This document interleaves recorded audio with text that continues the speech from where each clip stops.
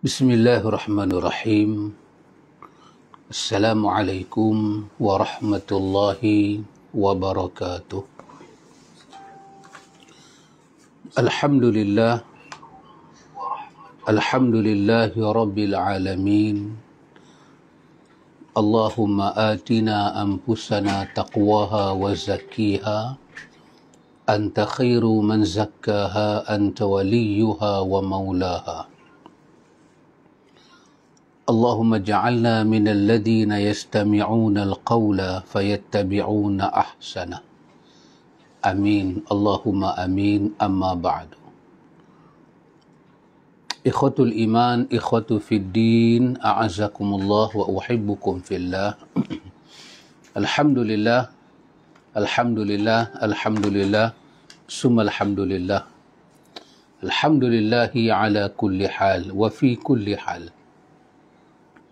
Alhamdulillah alladhi bini'matihi tatimmu salihat.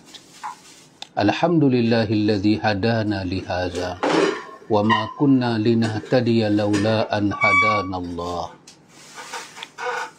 Ikhwatul iman, ikhwatu fid din, a'azzakumullah wa uhibbukum fillah. Kesyukuran kita kepada Allah Subhanahu wa taala dengan ucapan alhamdulillah. Ucapan alhamdulillah ini dikatakan sebagai ucapan pengikat nikmat. Kalau kita tak mau satu benda itu hilang dari kita, lari daripada kita, kita kena ikat. Maka bagaimanakah kita mengikat nikmat Tuhan pada kita agar bertambah? Iaitu dengan alhamdulillah, dengan bertahmid pada Allah, bersyukur pada Allah daripada hati, lisan dengan perbuatan, maka la azidannakum. Tuhan pasti akan tambah. Nikmat itu tak akan lari daripada kita. Alhamdulillah. Seperti yang kita janjikan, ikhwan, kita punya temu janji kita pada Sabtu malam minggu. Sabtu malam minggu kita ambil masa untuk belajar tentang tarbiyatul aulad. Tentang apakah amanah yang diberikan oleh syari' di dalam syariat yang akbar ini, yang azim ini, yang mulia ini kepada kita yang memegang gelaran ibu dan bapa untuk mendidik anak-anak. Bertolak daripada perkataan tarbiyatul aulad, hidayatus subyan. Bagaimanakah ibu dan bapa nak mendidik anak-anak untuk memberi tarbiyah, membentuk anak-anak, bimbingan pada anak-anak. Maka kita memilih pada Sabtu malam minggu untuk belajar. Setiap minggu kita punya temu janji Sabtu malam minggu. Kita bertolak daripada suatu kitab bernama Hidayatus Subyan. Kita mengambil asas-asas pendidikan. Kita sampailah pada waktu ini bertepatan 1 hari bulan 1. 1 Januari, 1 Januari pada tahun 2022. Dulu kita menantikan 2020. 2020. Rupanya kita dah langkah 2 tahun lebih dah. Apa yang kita rancang, kemajuan yang kita rancang dahulu sebelum masuk 2020, iaitu sekitar tahun 1995, 1998, kita banyak menyebut tentang masa depan kita pada tahun 2020. Telah 2 tahun kita lalu, nampaknya yang kita jajakan itu belum lagi tercapai. Mungkin ada hikmah dia, mungkin ada muhasabah yang patut pemimpin lihat, rakyat lihat, para ulama lihat. Alhamdulillah, kita sampai pada 1 hari bulan 1 2022. Ini adalah malam pertama, hari pertama daripada tahun 2022, dan kita memulakan lembaran yang baru ini dengan membaca kitab tentang mas'uliyah kita, tentang apakah suatu responsibility yang Allah letak kepada kita yang dipanggil parents, ibu dan bapa. Kita menunjangi keluarga kita untuk kita didik anak-anak. Alhamdulillah, sahabat-sahabat yang dirahmati Allah, Sedar tak sedar kita dah masuk pada muka surat ke-8 daripada buku kita. Buku kita seperti ini asal dia, Hidayatus Subyan kita baca. Kita mengambil tajuk-tajuk utama. Kita jadikan buku ini sebagai teks kita.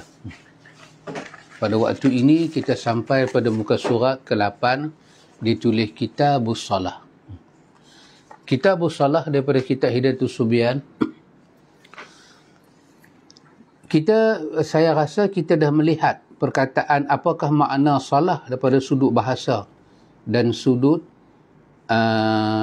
istilah. Sudut istilah dan sudut bahasa apa makna. Ini perkara yang akan kita bincang dengan anak-anak kita. Wahai ibu dan bapa, ibu dan ayah, bila kita sebut solat, kita nak kena fahamkan anak kita solat dari segi bahasa, kerana dia perkataan Arab. Dan Arab ni kaya dengan bahasa, maka sampai bila-bila pun, bila kita sebut sesuatu kalimah dalam bahasa Arab, dia akan dilihat daripada dua sudut. Satu, lughatan, yang kedua baru istilahan. Ataupun dia kata pada sudut syarak, pada sudut syar'an. Di situlah akan datang satu ta'rif yang dikatakan ta'rif yang jami' dan mani'. Ta'rif yang menghimpunkan maksud dan mengeluarkan apa yang tidak patut. Maka ta'rif itu akan jadi ta'rif yang agak kamil, yang sempurna, yang syumul. Dari segi bahasa, solat bermakna doa. Doa bermakna permohonan kita, rayuan kita. Doa juga bermakna an-nida, seruan kita, rayuan kita pada Allah, yang mengandungi makna khair wa rahmah. Yang kita pinta itu adalah kebaikan dan kasih sayang. Dan salah bermakna ad-du'a. Dan Nabi sendiri menyebut kepada kita ad-du'a huwal ibadah. Doa adalah ibadah. Jadi konsep kepada makna doa adalah ibadah. Jadi penerapan makna doa, ibadah itu dimasuk dalam makna salat. Artinya, secara konsepnya, salat itu bernilai ibadah. Apakah aslul fil ibadah? Apakah dasar utama dalam ibadah? Dasar utama dalam ibadah adalah al-khudu'. Khudu' bermakna ketundukan. Al-inqiyad, kepatuhan kita pada Allah. At-tazallul, bermakna kerendahan hati kita pada Allah. Jadi mana-mana ibadat yang tidak ada ketundukan, kerendahan hati, penghinaan diri, maka dia tidak masuk dalam konsep ibadat. Jadi, secara bahasa, artinya adalah salat mengandungi makna doa. Doa adalah konsep dan ibadah. Bila kita merayu pada Allah, kita kena merayu dengan ketundukan, penghinaan dan kerendahan hati. Kalau rayuan itu tidak memiliki ini semua, maka doa tak mencapai martabat ibadah. Kerana al-aslu fil ibadah, prinsip tunjang dalam ibadah adalah al-khudu' ataupun al-inqiyad, at-tazallul, kerendahan, kehinaan hati. Itu daripada sudut bahasa. Dan bila kita lihat dalam kitab kita ini, salat daripada sudut istilah ataupun syarak, dia merujuk kepada makna aqwalun wa af'alun muftatahatun bitakbiri wa mukhtatamatun bitaslimi bisyara'ita makhsusah. Dia merujuk kepada makna beberapa perkataan, aqwal, beberapa perbuatan, af'al, yang perkataan dan perbuatan itu dimulai dengan muftatahatun, dibuka, diawali dengan apa? Dengan takbir. Wa mukhtatamatun, disudahi, diakhiri dengan at-taslim, yakni ucapan assalamualaikum, bisyara'ita makhsusah, dengan syarat-syarat tertentu. Kalau itu kita faham, sembahyang itu dia dipenuhi dengan beberapa perkataan, beberapa perbuatan, dimulai dengan takbir, disudahi dengan salam. Itu adalah sembahyang. Dan dia bukan boleh buat begitu sahaja. Dia ada syarat dia. Artinya, beberapa perkataan dan beberapa perbuatan yang dimulai dengan takbir dan disudahi dengan salam, perkataan dan perbuatan yang dimulai dengan takbir, yang disudahi dengan salam, mesti bermuatankan nilai ibadah. Itu hubungan makna sembahyang sudut bahasa dengan sudut syarak. Kalau kita masuk sembahyang, perkataan yang kita ucap pada Allah, perbuatan yang kita buat pada Allah, yang kita mulai dengan takbir, kita sudahi dengan salam, tidak bermuatankan ibadah, maka sembahyang itu tidak masuk dalam konsep yang dimaksudkan oleh hukum fiqh. Dan kalau tak masuk dalam konsep itu, bermakna itu bukanlah sifat sembahyang yang dikehendaki oleh Allah Ta'ala. Mungkin sah, kerana di ujung tu dia kata dengan beberapa syarat. Kalau kita penuhi syarat itu, sembahyang kita mungkin sah. Tapi konsep sembahyang itu yang diterjemah dalam bentuk bahasa doa, doa itu adalah nilai dan ibadah, dan asal kepada ibadah itu adalah ketundukan, penghinaan diri kepada Allah, merasakan rendah di hadapan Allah. Kalau itu tidak ada, sembahyang satu jenis ketundukan, satu jenis kepatuhan yang bernilaikan ibadah, bernilaikan kerendahan hati pada Allah, yang diterjemahkan dalam bentuk beberapa perkataan, beberapa perbuatan yang dimulai dengan takbiratul ihram, diakhiri dengan salam. Itu adalah konsep solat. Maka kita kena tanya pada diri kita, ikhwan, adakah solat yang kita lakukan itu bermuatankan konsep ibadah ini? Solat ini, ikhwan, ingin saya terangkan sedikit. Penerangan-penerangan ini mesti kita tahu sebelum kita masuk ke solat. Ini kita nak terang kepada anak-anak kita. Dalam agama ini, ibadah dibahagi pada 4. Perkataan ibadah itu dibahagi pada 4. Pertama dikatakan ibadah qalbiyah, ibadah badaniyah, ataupun af'aliyah, ataupun fi'liyah, ibadah fi'liyah. Yang ketiga dikatakan sebagai ibadah lisaniyah, dan yang keempat ibadah maliyah. Keempat-empat ibadah ini, ibadah qalbiyah, ibadah yang berkaitan dengan hati. Niat, ikhlas, kita adakan dalam diri kita rasa-rasa muraqabah, munakasyah, musyahadah, itu qalbiyah. Yang kedua, ibadah berkaitan dengan badaniyah ataupun fi'liyah, jenis badan, jenis kita kata perbuatan, gerak, semayang, haji, kita cari orang bagi zakat. Ini berkaitan dengan badan, jihad, badan, pakai kenderaan badan banyak. Lepas itu haji dipanggil manasik. Manasik bermakna kerja haji. Dia lebih pada kerja. Yang ketiga, dia lebih kepada ibadah dalam bentuk lisaniyah, perkataan. Zikrullah, tilawatul Quran, baca doa, istighfar, al-amru bil ma'ruf wa nahyu 'anil munkar. Ini nama dia lisan, melibatkan lisan. Kita azan, kita iqamah. Haji, kita labbaik Allahumma labbaik, labbaik la syarika laka labbaik, innal hamda wan ni'mata laka wal mulk la syarika lak. Kataan. Dan yang keempat, ibadah. Dia masuk dalam maliyah. Ibadat berkaitan dengan harta. Zakat kita, infak kita, sedekah kita, jariah kita. Keempat-empat ini para ulama kita masuk sebagai ibadah. Keempat-empat ini dipanggil ibadah. Salat, kerana keempat-empat ini ibadah, nama dia pun ibadah, maka keempat-empat ibadat ini mesti dilakukan dengan apa? dengan ketundukan hati, kerendahan hati, kehinaan hati, dan dilakukan dengan ketundukan dan kepatuhan kita pada Allah. Bermakna ibadah itu tidak melulu, ibadah itu di atas perintah Allah. Jangan ghulu dan jangan tafrid.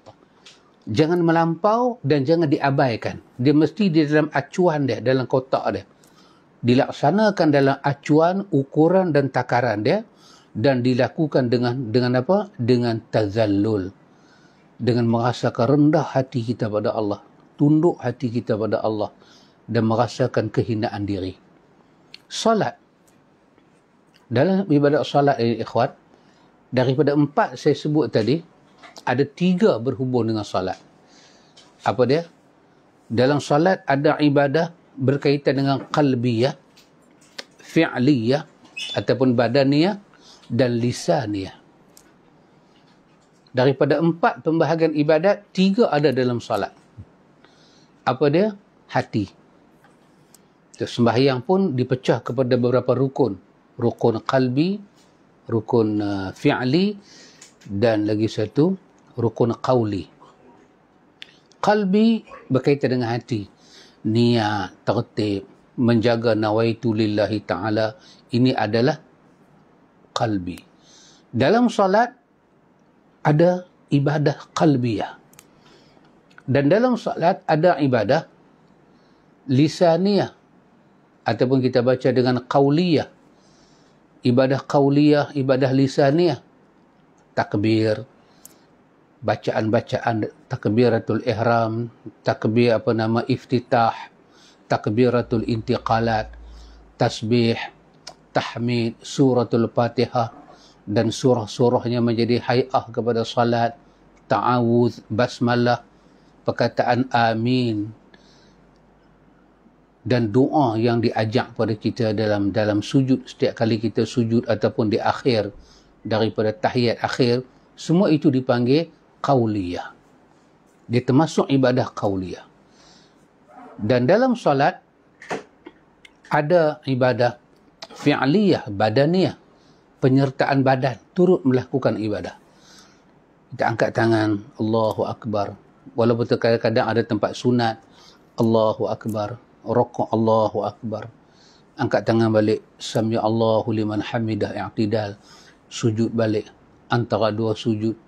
Kesemuanya melibatkan pergerakan badan, fi'liyah. Kesemua ini daripada hati, lisan, dan perbuatan kita dalam salat, kesemuanya kena dituju kepada satu arah. Arah apa? Arah ketundukan, kerendahan hati, dan merasakan hina pada Allah Ta'ala. Barulah ketiga-tiga ini dapat digabungkan, diikat dalam satu uncang yang nama dia ibadah. Maka bila kita masuk saja dalam salat, cuba kita ambil satu contoh. Kalau dalam buku kita ini, kita boleh cuba tengok pada muka surat yang ke-15. Sajalah kita ambil contoh itu. Ini hanya sebagai satu example, contoh. Penulis kita pada muka surat yang ke-15, dia menyatakan pada kita ini suatu bab pada menyatakan segala rukun sembahyang. Bermula rukun sembahyang itu 13 perkara. Ini pada yang kita fahamlah, peka asas. Tapi nanti kita baca dalam kitab lain, seperti Usya'ul Afrah, dia abang, rukun sembahyang ada yang kata 17. Rukun dia ada yang kata 21. Macam mazhab Abu Hanifah. Tapi yang ni, yang 13 ni, yang selalu kita baca lah. Kita meraihkan penulis ni, saya ambil yang ni. Lepas tu dia kata, bermula rukun sembahyang itu 13 perkara. Apa dia makna rukun, ikhwan? Makna rukun, ini kita kata, ini macam bucu ini. Satu bucu. Kita ambil Kaabah. Kaabah 4 segi. Kaabah 4 segi kan? Satu bucu. Rukun. Setiap rukun Kaabah tu, dia ada nama. Rukun yang menunjukkan bucu itu ke arah negeri Syam, dipanggil rukun Syami. Penjuru Kaabah yang membawa ke negeri Iraq, dipanggil rukun Iraqi. Penjuru Kaabah yang menghadap ke negeri Yaman dipanggil rukun Yamani. Penjuru Kaabah yang ada Hajar Aswad dipanggil rukun Hajar Aswad. Di Kaabah tu ada 4 segi petak, dia ada 4 rukun. Dia ada rukun Iraqi, rukun Syami, rukun Yamani dan rukun Hajar Aswad. Apa makna rukun? Bucu tu. Bucu tu dia kena melekat, baru panggil rukun. Kalau bucu tu dia tak lekat, daripada jauh nampak macam lekat, tapi dia tak lekat, maka tak dipanggil rukun. Rukun dia mesti lekat. Kerana apa? Kerana rukun itulah yang menyempurnakan hakikat satu binaan. Bila rukun dia kurang, binaan itu tak dapat dipanggil binaan. Nak kata binaan sempurna, sempurna lagi tak boleh panggil. Sebab binaan itu tak diiktiraf pasal dia tak lekat. Maka bila kata rukun sembahyang, pasal itu dia dipanggil arkan. Arkan baca dengan plural, dengan jamak. Kalau kita tahu ruknun, mufrad, satu, singular. Solat ini, dia bukan ada satu rukun. Dia ada arkan. Dia ada beberapa rukun. Yang kesemua rukun itu dia kena melekat antara satu dengan yang satu. Barulah gambaran solat itu daripada takbir sampai salam dipanggil solat. Rukun ni kalau tak cukup, maka solat tak boleh dipanggil solat. Kalau solat tak dipanggil solat kerana satu rukun tak ada, maka hukum dia apa dia? Hukum itu, orang itu tidak solat. Maka pasal itu rukun, dia kena melekat sungguh. Antum bayang kalau Kaabah yang 4 segi tu tak melekat, dia akan jadi satu dinding depan, satu dinding sini, satu dinding sini, satu dinding belakang. Itu nak panggil apa? Dia akan dipanggil sekeping dinding. Sekeping dia bukan rukun. Rukun dia kena padu dan dia kena melekat. Itu baru dipanggil rukun. So, kalau kita mengambil pandangan yang kata rukun sembahyang tu ada 13, ke-13 rukun itu kita kena lalui, bentukkan dia menjadi satu sembahyang dan dia mesti bernilaikan ibadah kepada Allah. Satu rukun pun tak boleh miss daripada nilai ibadah. Tengok. Pertamanya, kata penulis, rukun sembahyang yang pertama, dia kata niat dengan hati. Keduanya, takbiratul ihram. Ketiganya, berdiri betul. Keempatnya, membaca Fatihah. Kelimanya, rokok. Keenamnya, i'tidal. Ketujuhnya, sujud. Kedelapannya, duduk antara dua sujud. Kesembilannya, membaca tahiyat akhir. Kesepuluhnya, selawat akan Nabi pada tahiyat akhir. Kesebelasnya, duduk bagi keduanya. Yakni duduk bagi tahiyat dan membaca selawat. Masa baca selawat kena duduk, masa baca tahiyat pun kena duduk. Kedua-belahnya memberi salam, ketiga-belahnya tertib pada kebanyakan rukun yang tersebut itu. Baik. Itu semua kita hafal lah. Tambah kalau nak pergi kahwin, nak angkat nikah lagi kena hafal. Tak percaya cuba tanya. Pengantin-pengantin baru ni cuba tanya. Ditanya tak soalan ni, rukun iman, rukun sembahyang. Baik. Dari niat, lepas tu qiyam, niat takbiratul ihram, qiyam sampai bagi salam. Kesemua ini ikhwan, kita masuk dalam solat mesti bermuatankan ibadah. Tak boleh sombong. Tak boleh kita masuk dengan sombong.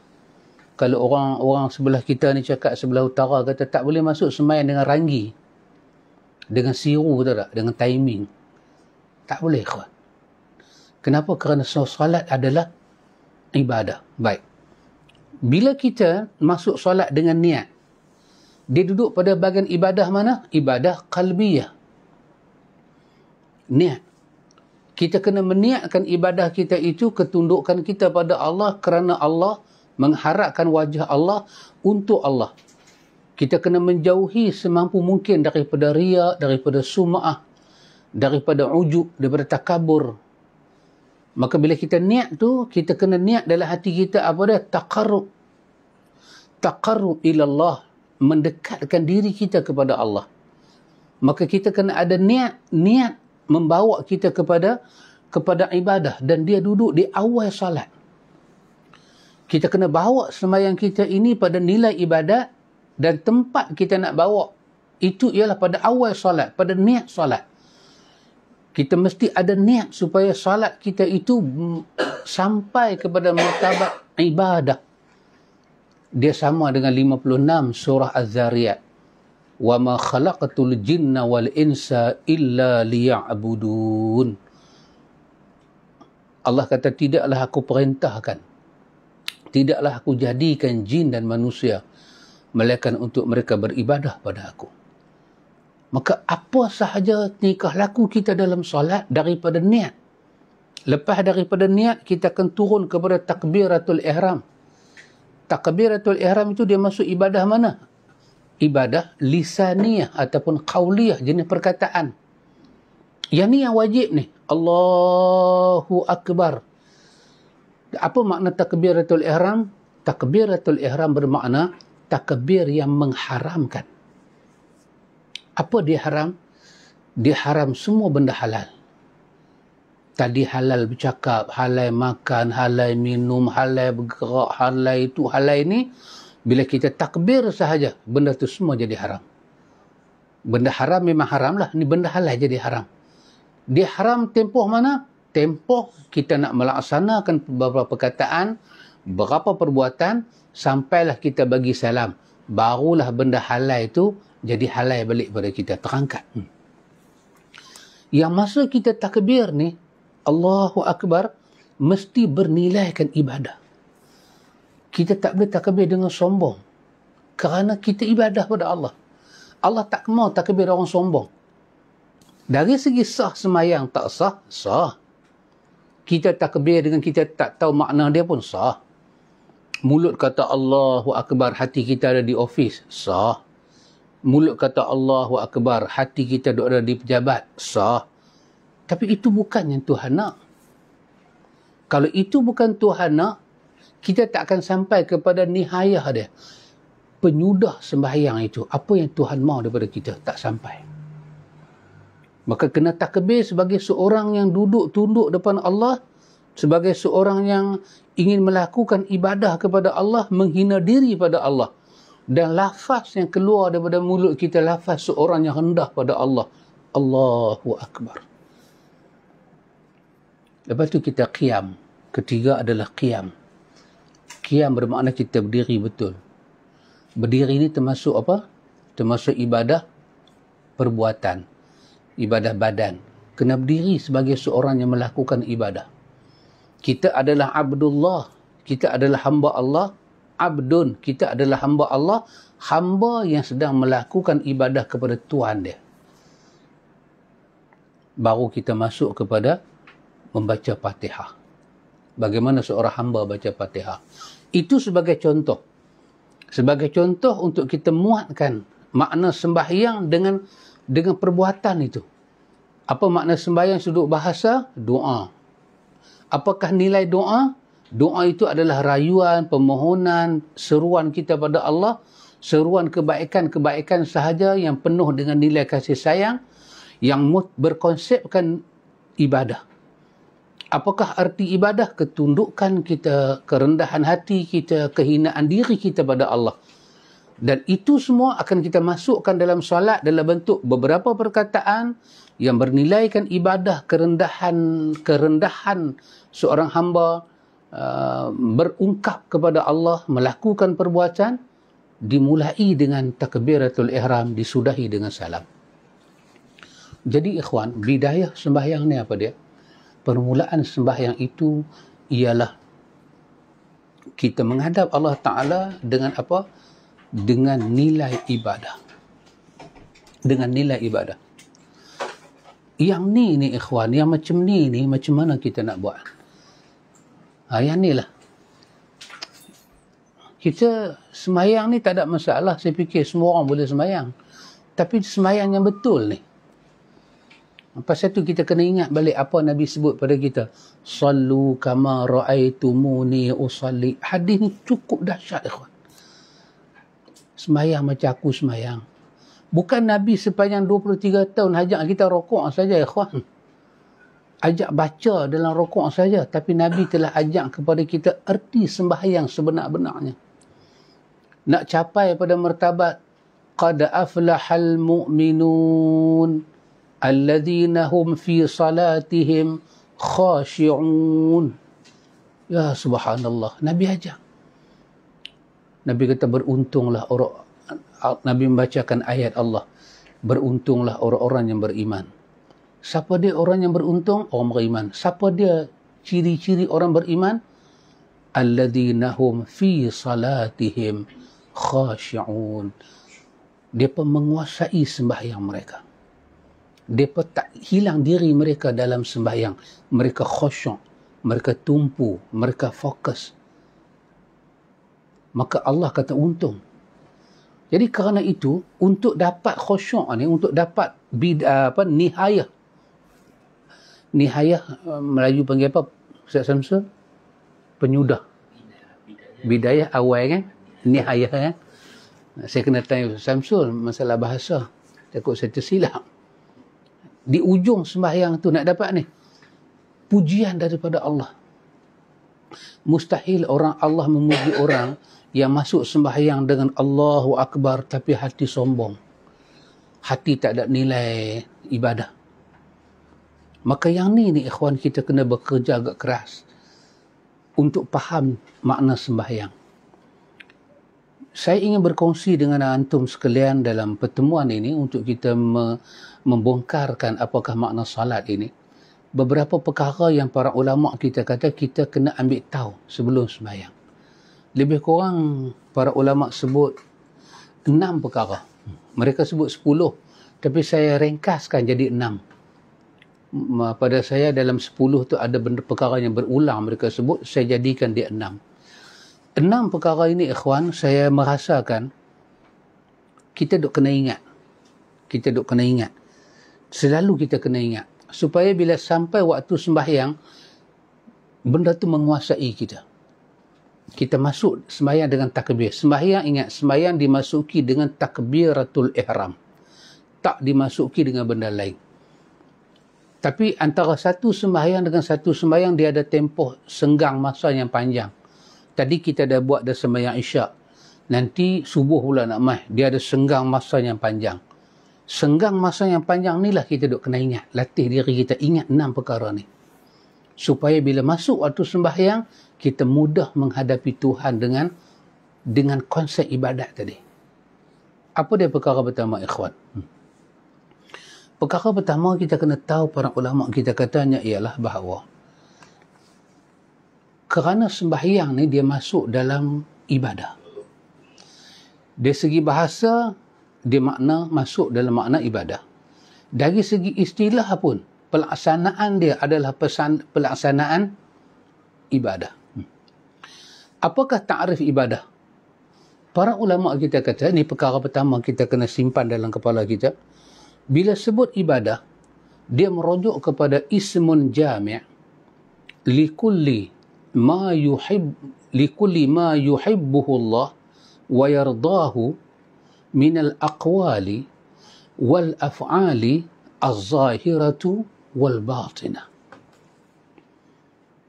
Ta'rif ini ada di dalam Majmu'ul Fatawa oleh Syekhul Islam.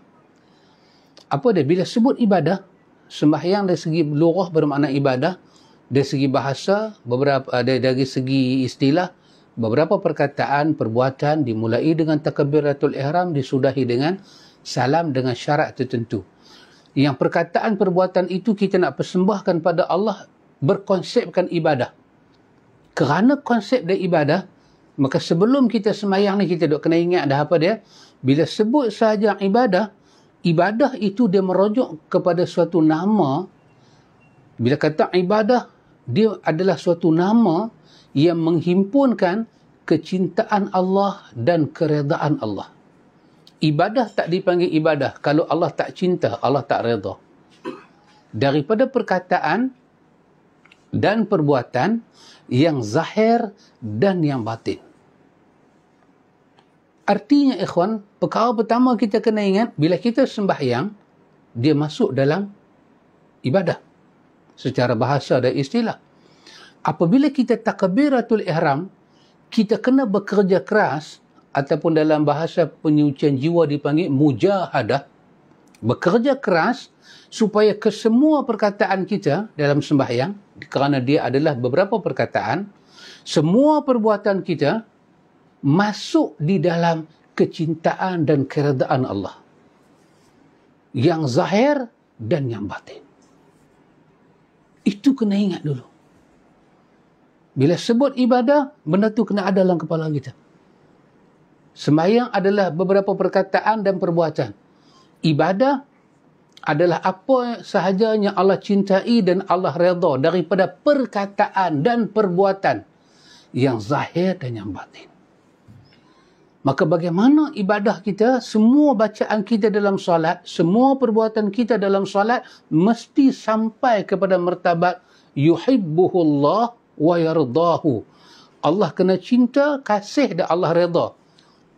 Tak ada benda yang Allah kasih dan Allah redha yang Allah tak terima, ikhwan, mana ada. Dia yang peliknya, apabila satu benda itu patut dikasihi oleh Allah, tiba-tiba Allah tak kasih. Yang ni pelik. Salat daripada takbiratul ihram sampai bagi salam, tak ada tempat yang Allah tak kasih. Niat salat kerana Allah, siapa niat lagu tu Allah kasih.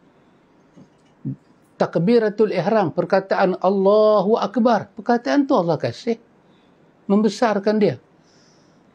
Lepas tu kita apa? Iftitah, Allah kasih, puji dia. Lepas tu ta'awuz, a'udzubillah, Allah kasih, kita mohon perlindungan pada dia. Basmalah, lagi dia kasih, sebut nama dia.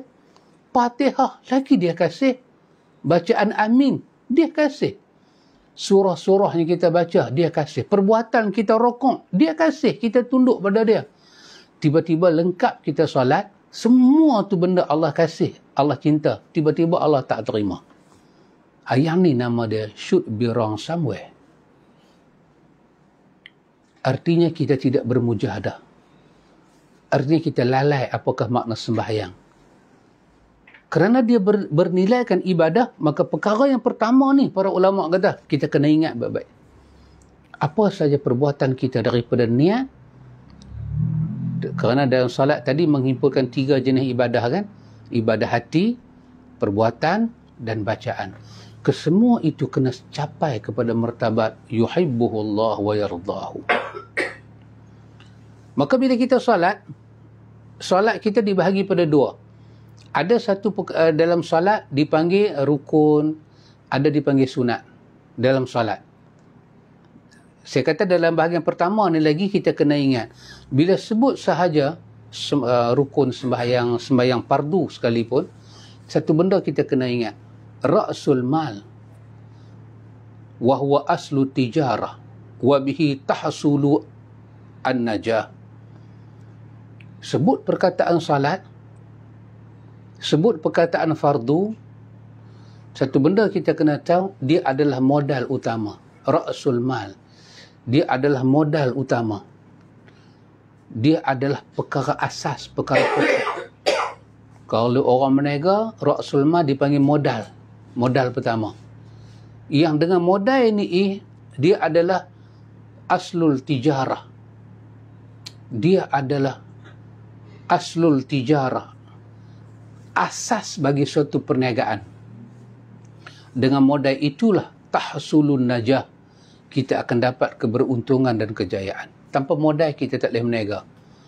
Maka kalau kita kata sembahyang tu sembahyang fardu, kena tahu. Sembahyang fardu itu adalah asas dia. Asas kita nak berniaga dengan Tuhan. Maka modal ni ikhwan, sekurang-kurangnya kalau modal tak boleh mencipta untung, modal tak boleh hilang. Maka kalau kita tak buat sembahyang sunat, itu hal kita tak untung. Tapi sembahyang fardu ni jangan bagi hilang. Kalau hilang sembahyang fardu, lesap sembahyang fardu tu pun dah tak ada pahala. Macam mana sembahyang sunat nak mendatangkan pahala? Kerana ulama kita kata, wan naflu huwa ribhu wa bihi al-fawzu bid darajati. segala benda-benda sunat dalam sembahyang ni, dia adalah ar-ribhu, dia untung tambahan. Dia adalah lebihan. Di mana dia datang? Dia datang daripada modal asas. Kalau satu orang tu dia sembahyang, dia tinggalkan benda sunat, dia tak buat benda sunat, alah bunyi pun sunat, tinggallah iftitah. Bunyi pun sunat, a'udzubillah, tinggallah. Dia rokok, bacaan rokok sunat, dia tinggal. Bacaan i'tidal pun dia tinggal. Bila dia makin tinggalkan benda-benda sunat, dia meninggalkan ar-ribhu, keuntungan. Dia nak pegang kepada modal dia sahaja.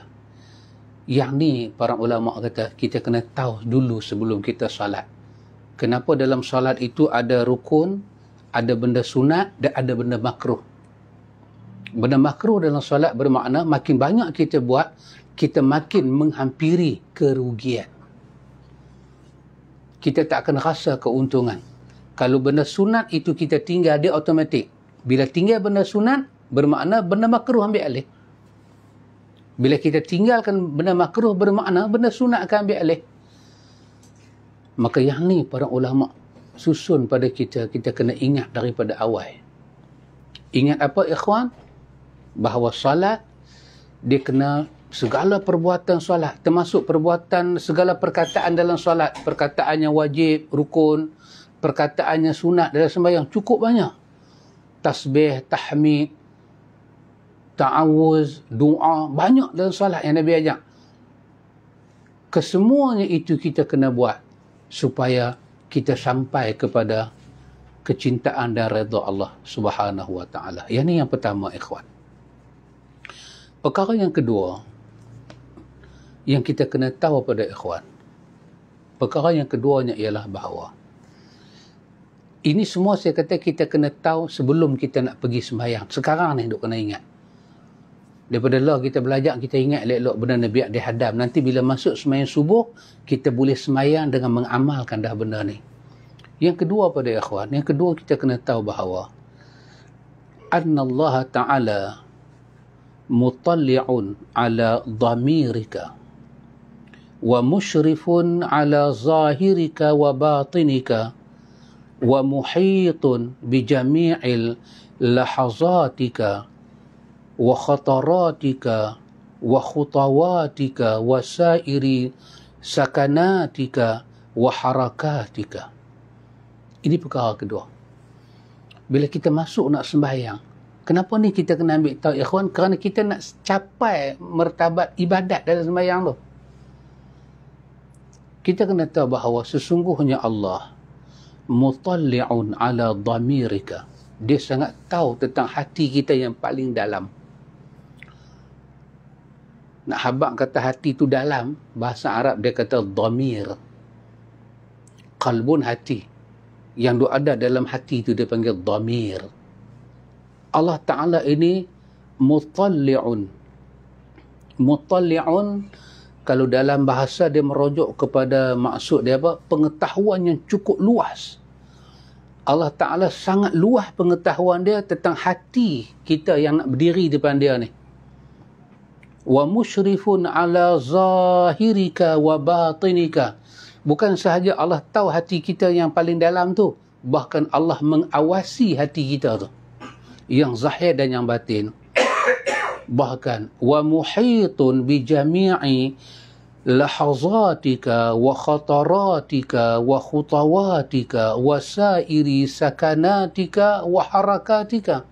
Allah Ta'ala itu muhit, meliputi pengetahuan dia tentang apa? Lahazatika. Lahazah bermakna masa.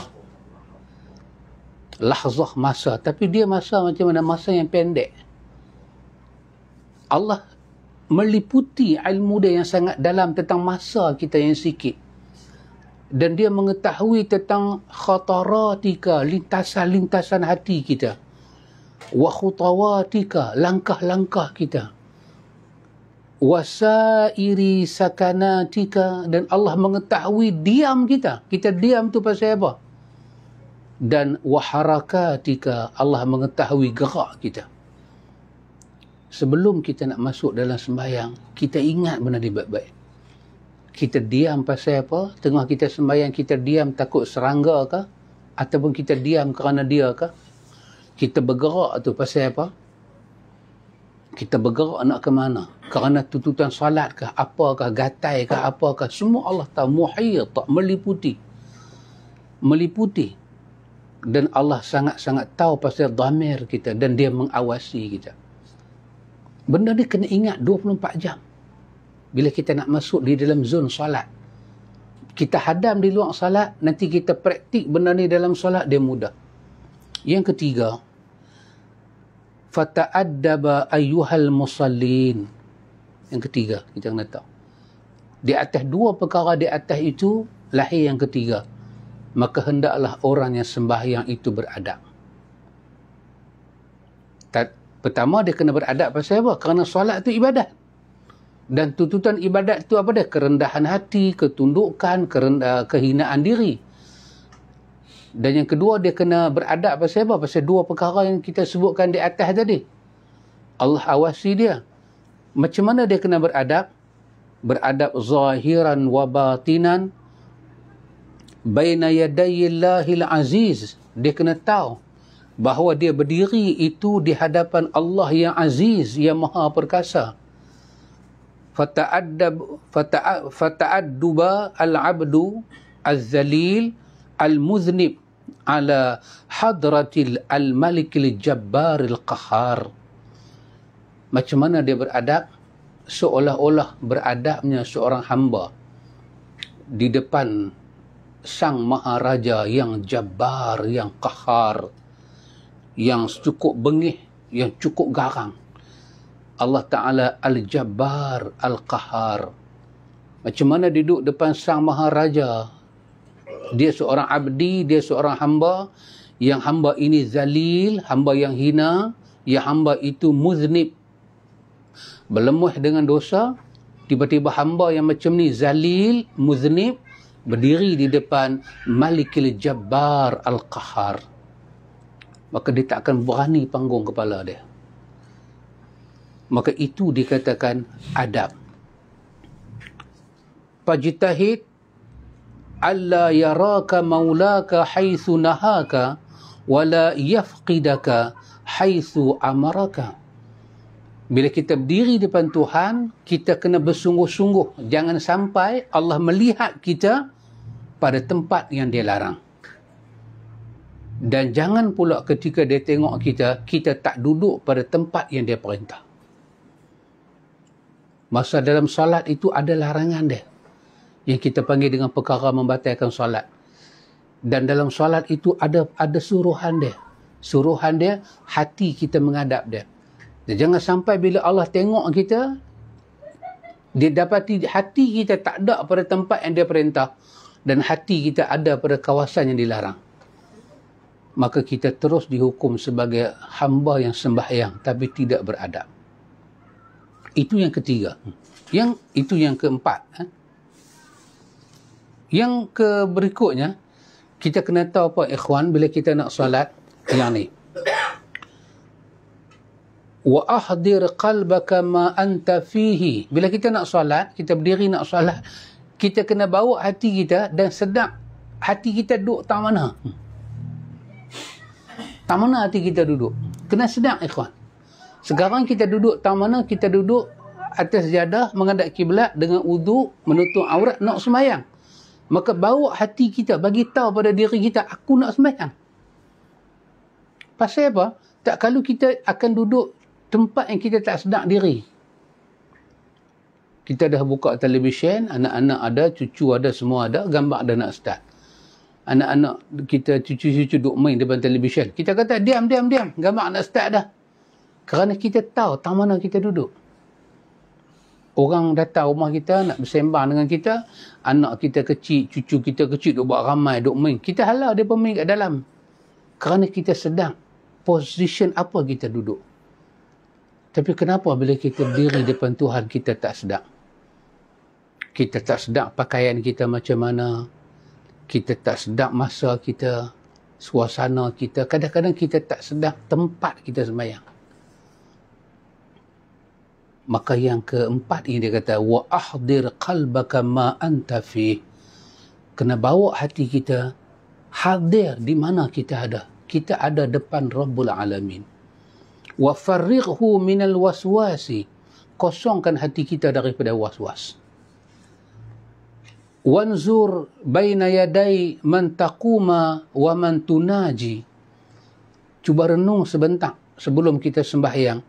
Depan siapa kita berdiri dan depan siapa kita sedang munajat. Wastahi an tunajiya maulaka biqalbin ghafil wa sadri mashhun. Kena malu, kena ada rasa malu bila kita menghadap Allah Ta'ala. Hati kita lalai, dada kita mashhun. Mashhun ni apa ikhwan? Dada kita ni sesak, sarat, penuh dengan benda lain, sedangkan berdiri depan dia. Dalam dada ni mashhun, sarat dengan benda lain, tapi jasad berdiri depan dia. Kena malu dia kata. Kita seolah-olah buat macam Tuhan tak tahu kita. Mulut kita panggil Allah, Allah, tapi hati kita teringat dekat orang lain. Maka sepatutnya wastahi, kita kena malu. Dan biwaswasi dunia, jangan sampailah dunia ni mewaswaskan kita depan Tuhan. Tengah-tengah kita semayang, aku buat dah lagi benda tu, aku buat dah lagi benda ni. Yang kita ingat benda-benda dunia tu dalam solat. Dia kata kena malu. Wa khaba'ithis syahwat. Dan kita kena malu, kita menghadap Allah Ta'ala ni dengan keburukan syahwat kita. Apa makna syahwat? Kehendak-kehendak hati kita yang buruk sangat-sangat. Fa innama yataqabbalullah min salatika. Tengok.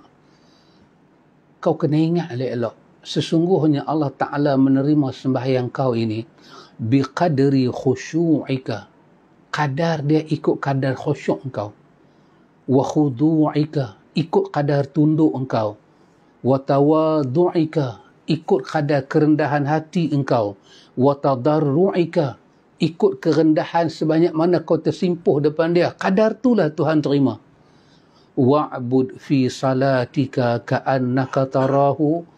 Kau kena menghadap dia seolah-olah kau nampak macam dia ada depan engkau untuk memerhatikan engkau.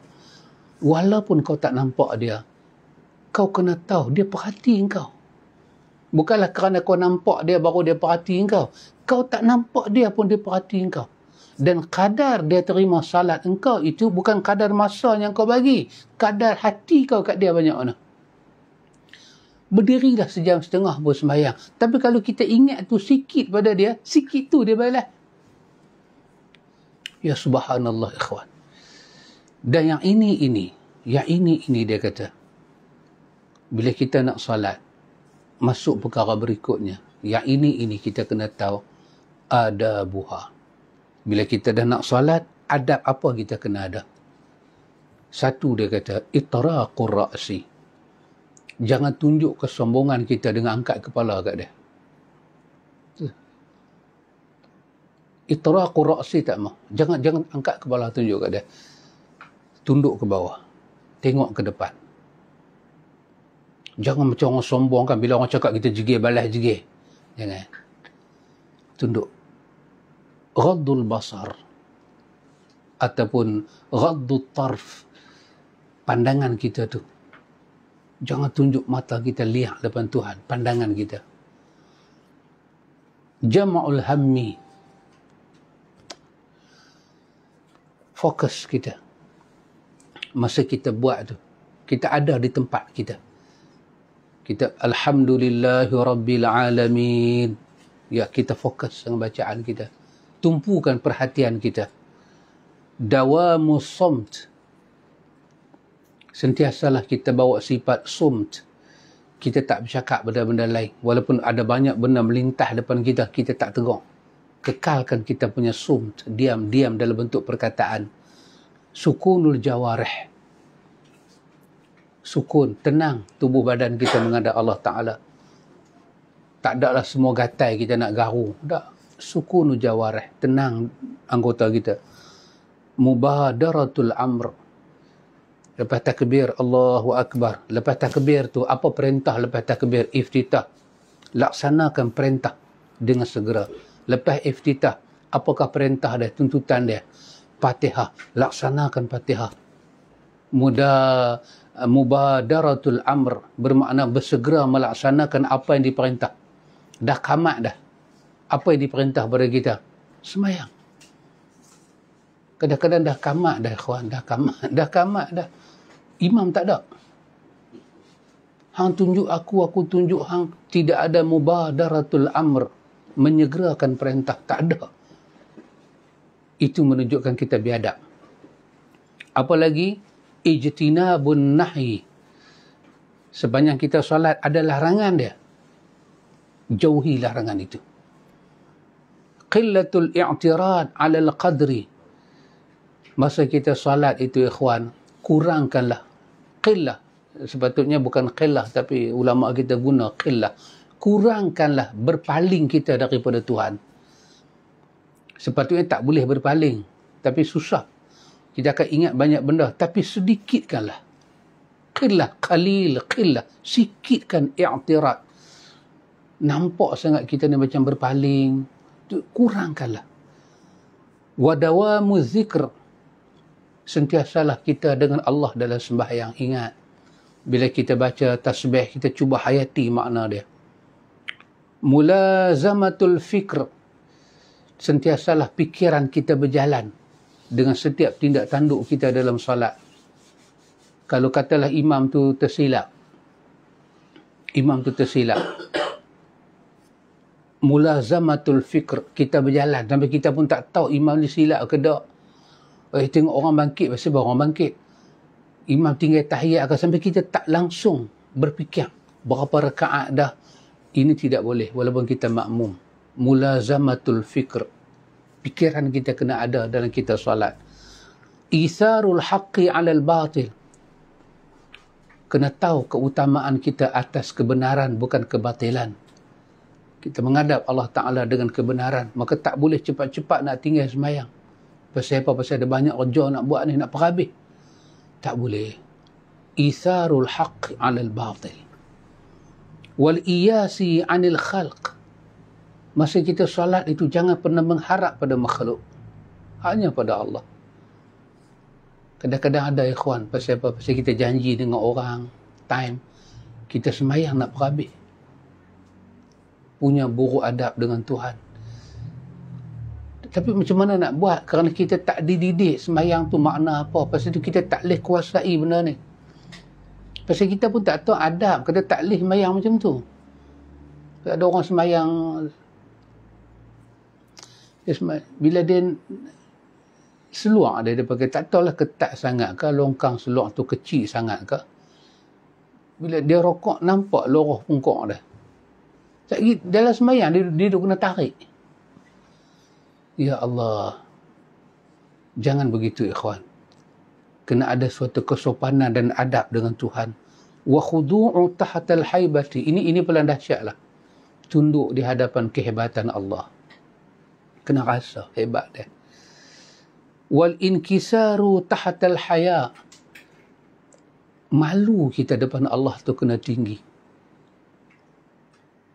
Wa sukunu ala hiyalil kasbi siqati bid-dhamman. Bila kita salat ni apa kena ada dalam diri kita ikhwan?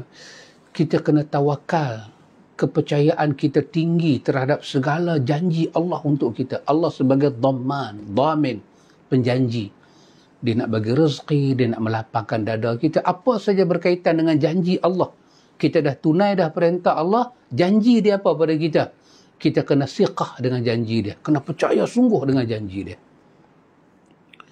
Kita kena tawakal pada Allah di atas segala kurnia Allah kepada kita. Macam mana? Bihusnil ikhtiyar. Bahawa Allah indah pilihan dia untuk kita. Kesemua ini dikatakan sebagai adab kita dengan Tuhan sebelum mulakan salat.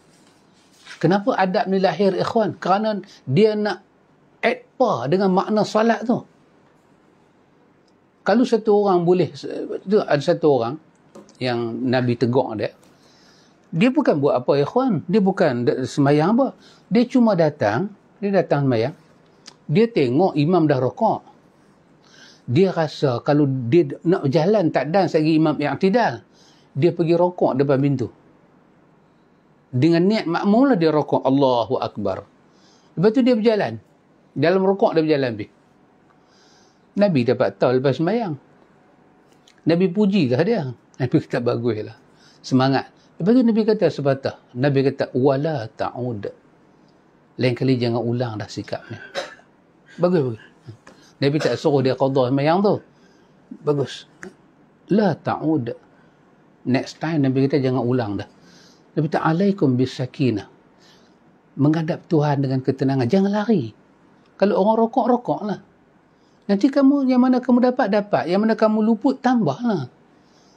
Itu pun Nabi tegur ikhwan, Nabi tegur.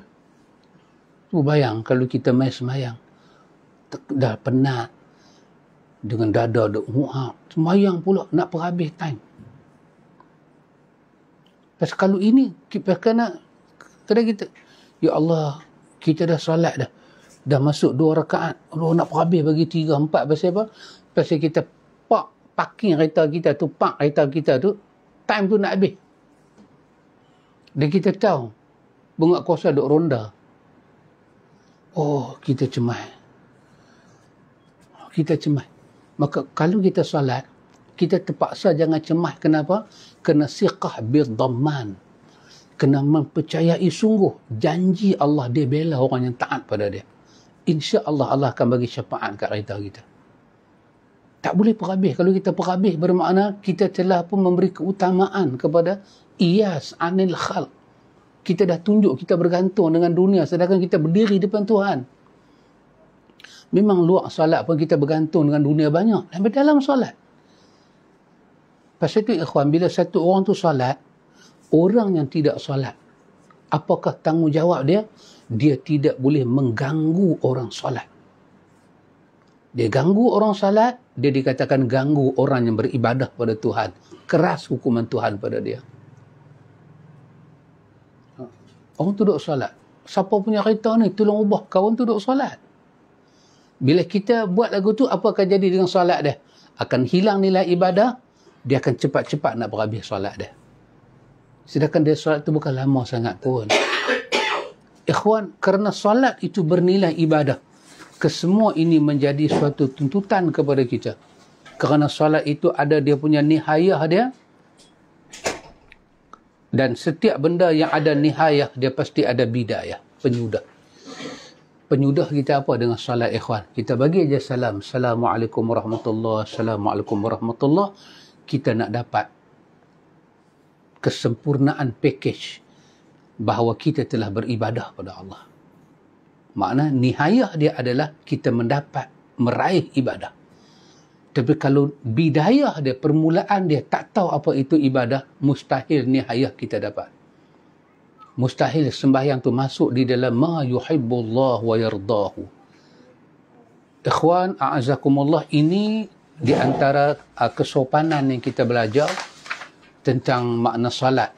Di bawah tajuk kita pada muka surat ke-8 ini, kita baru menjelaskan makna salat dalam bentuk bahasa dan dalam bentuk istilah. Dan kita cuba sampaikan untuk menyesuaikan makna ibadah itu, apakah dia punya peradaban dan pengetahuan kita kena tahu. InsyaAllah lepas ni ikhwan, ada banyak tajuk lagi kita akan tengok. Rukun sembahyang kita belum masuk lagi. Kita akan masuk satu persatu. Kita akan lalui ketiga belah itu, supaya kita dapat rasa nikmat tengah malam, khususnya kita sembahyang tengah malam, supaya dia ada nilai ibadah kepada Allah. Jangan sembahyang dengan sombong, jangan sembahyang dengan takabur, dengan ujub. Kita tunduk pada Allah. Pasal itu memang sembahyang itu diperlukan al-ikhlasu, keikhlasan kita pada Allah. InsyaAllah ikhwan, pada masa yang akan datang kita akan bersua lagi pada minggu hadapan. Setiap Sabtu malam Ahad kita ambil masa untuk belajar bab sembahyang ini, untuk bimbing diri kita dan anak pinak kita. InsyaAllah, wa ila liqa, hayakumullah, Barakallahu fikum. Subhanakallahumma wa bihamdika asyhadu an la ilaha illa anta astaghfiruka wa atubu ilaih. Wassallallahu ala nabi Muhammad walhamdulillahi rabbil alamin.